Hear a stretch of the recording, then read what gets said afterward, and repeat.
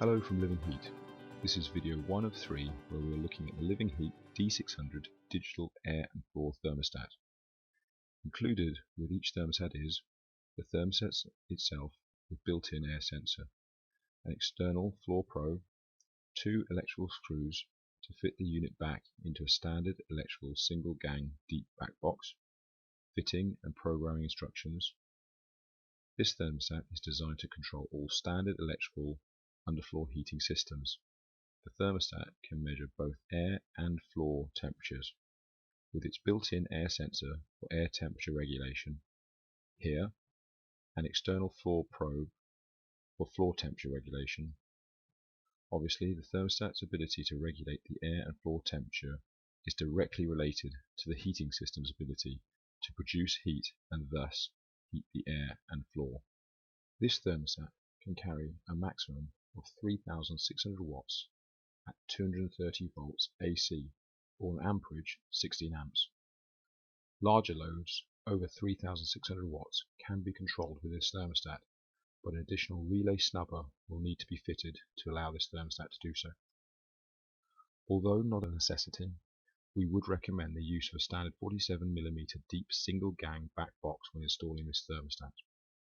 Whether a plastic or metal box, when the thermostat is slid back into the box, it will allow the installer slightly more room to fit excess wires from the cables that will need to be wired into the thermostat. You will see on the back of the thermostat we have 6 terminals clearly labelled for the appropriate mains power, heating system and sensor cables to be connected. The mains power and heating terminals are all labelled with either L for live, N for neutral. The sensor terminals, however, do not have any polarity, so the floor sensor cables can be wired in either way around. When working on or connecting cables into this thermostat, make sure the power is turned off. We would always recommend a qualified person make any final connections to the mains power to make sure everything is safe and ready for use. To wire the thermostat in and fix it back to the wall, you first need to open the unit and remove the front screen. To do this, turn the unit over, insert a flathead screwdriver into the small slots at the bottom of the thermostat. Please note you should not push the screwdriver hard into these slots, as this will cause the retaining lugs to snap, but rather hold the screwdriver firmly up to the lugs and lever the screwdriver with a slight twisting motion. This will release the first lug.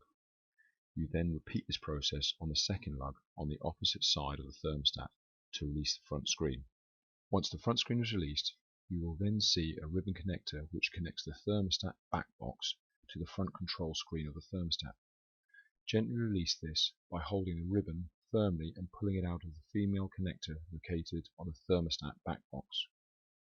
Now you have released the thermostat back box, you can wire in the mains power, heating system and floor sensor cables in. This thermostat has no earthing point, so depending on the type of electrical back box you have installed and the location where the thermostat is installed specific to your setup, you may either already have an earthing point in the back of the electrical back box, or your electrician will have made alternative provision for this already. Once all the heating cables are wired in tightly, you can now gently ease the thermostat back box back into the electrical back box fitted to your wall, making sure not to stress any joints. As you do this, you will see there are 2 location points in the electrical back box that will line up with the thermostat back plate fixing points. Using the electrical screws provided, push the screws through the thermostat back plate fixing holes into the electrical back box fitting points, which will allow you to tighten the screws until the back plate is flush up against the wall. Be sure not to over tighten the screws, as this can bend the back plate or even break the back plate, which will obviously stop the front screen of the thermostat fitting correctly. You can now refit the front screen by firstly fully inserting the male part of the ribbon connector back into the female part located on the thermostat back plate. Clip the top of the thermostat front plate over the top of the back plate at a 45-degree angle, and then lower the bottom of the screen back against the back plate to allow you to firmly click and clip the retaining lugs back into place. Now the unit is wired in, screwed back to the wall, and the front screen reattached, you can turn the power back on and the thermostat is ready for use.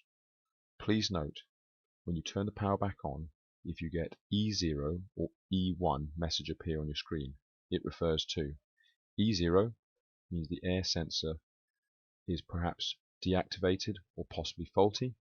E1 means the floor probe is not installed or is faulty.